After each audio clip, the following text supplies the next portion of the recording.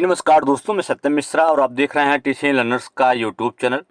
दोस्तों, आप सभी को बता दें कि एडमिट कार्ड डाउनलोड करते समय काफ़ी बच्चों को दिक्कतों का सामना करना पड़ रहा है। दिक्कत मतलब इस कारण से दोस्तों, क्योंकि उनका जो सब्जेक्ट है उसको लेके यहाँ पे एक अपडेट है कि सब्जेक्ट कम्बिनेशन को लेके कहा गया है कि आपको इतिहास भूगोल दोनों में से किसी एक सब्जेक्ट को चूज करना है। इसको लेके काफ़ी बच्चे बहुत ज़्यादा परेशान है दोस्तों। उनको लगता है कि कहीं न कहीं उनका जो पात्रता है वो खतरे में ना पड़ जाए या परीक्षा दिए जाने से वे वंचित ना रह जाए। इस कारण से एक बच्चे जो हैं वो परेशान हैं एडमिट कार्ड डाउनलोड करने को लेकर। तो दोस्तों, यहाँ पे जो बीपीएससी के एक अधिकारी दोस्तों, उनके द्वारा इस चीज़ को क्लियर किया गया और कहा गया है कि एडमिट कार्ड जो है, एडमिट कार्ड डाउनलोड करने के द्वारा चयनित विषय से ही पूछे जाएंगे। जो एडमिट कार्ड आप डाउनलोड करते समय जिस चयन विषय का आप चयन करेंगे उसी से ही प्रश्न आपके परीक्षा में पूछा जाएगा। ठीक है।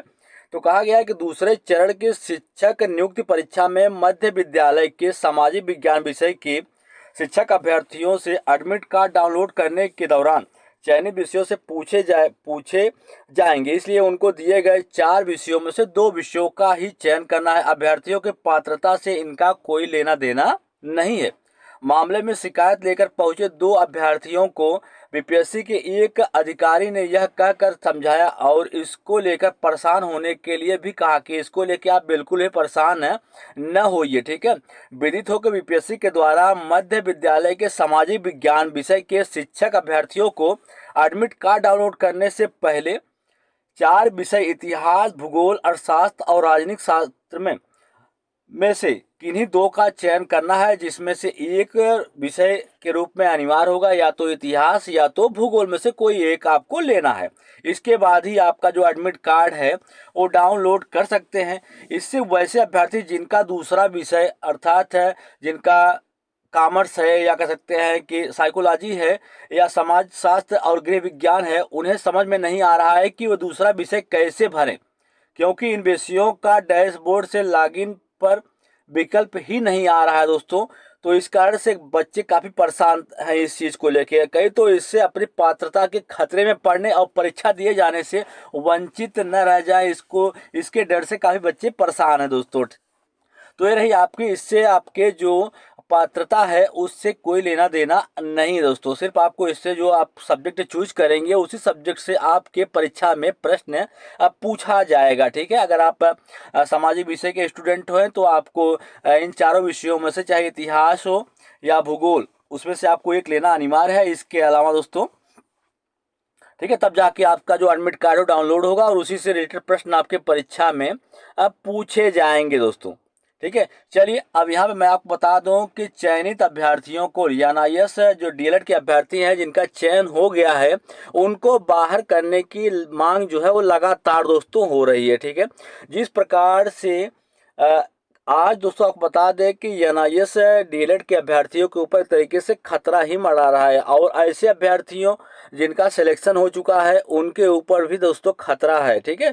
आगे की आने वाली शिक्षक भर्तियों में इनका तो चयन नहीं होगा, क्योंकि सुप्रीम कोर्ट के द्वारा सीधा सीधा कह दिया गया है, लेकिन जो सिलेक्ट हुए हैं उनके ऊपर भी खतरा है। ठीक है। तो इनको बाहर करने की मांग को लेकर दोस्तों एक यहाँ पे अपडेट है। चलिए, यहाँ पे आपको मैं दिखा देता हूँ कि ऐसे अभ्यर्थी, देखिए यहाँ पे दोस्तों मैं आपको दिखा दूं कि एनआईएस डीएलएड सर्टिफिकेट्स पर बहाल अभ्यर्थियों को हटाने की मांग की गई। दोस्तों, यहाँ पे जो बहाल हुए हैं एनआईएस डीएलएड के सर्टिफिकेट पर, ऐसे अभ्यर्थियों को बाहर करने की जो मांग है वो हो रही है। ठीक है। तो यहाँ पे कहा जा रहा है कि शिक्षक भर्ती संघ की, यहाँ पे शिक्षक भर्ती संघ के पूर्व अध्यक्ष अश्वनी ओझा ने सर्वोच्च न्यायालय के आदेश का हवाला देते हुए सरकार और शिक्षा विभाग के डुलमुल रवैये पर सवाल खड़ा कर दिया है। कहा है कि मंगलवार 28 नवंबर को सर्वोच्च न्यायालय ने एक अहम फैसला में एनआईएस डीएलएड सर्टिफिकेट को अवैध ठहराया है, जबकि 1 दिसंबर 2023 को बीपीएससी ने TRE2 के एडमिट कार्ड जारी करने से पूर्व इस संदर्भ में आदेश जारी किया है कि जिस पर बीएड परिषद हमलावर है। ओझा ने कहा है कि माननीय न्यायालय ने वर्ग 1 to 5 से बीएड कैंडिडेट को बाहर कर दिया, जिसके चलते TRE1 में बीएड अंक बेहतर अंक के बाद भी बीएड जो अभ्यर्थी हैं उनका नियुक्त नहीं हो पाया, उनको बाहर होना पड़ा। जब एनआईएस ने डीएलएड करने वाले अभ्यर्थियों का सर्टिफिकेट ही अवैध हो गया है तो फिर यह विद्यालय में कैसे बने रह सकते हैं। शिक्षा विभाग ऐसे शिक्षकों का तत्काल वेतन पर रोक लगाते हुए सभी को सेवा मुक्त करें और छठा चरण में पुनः काउंसलिंग का आयोजन किया जाए ताकि रेगुलर डीएलएड अभ्यर्थियों को वर्ग 1 to 5 में और बीएड अभ्यर्थियों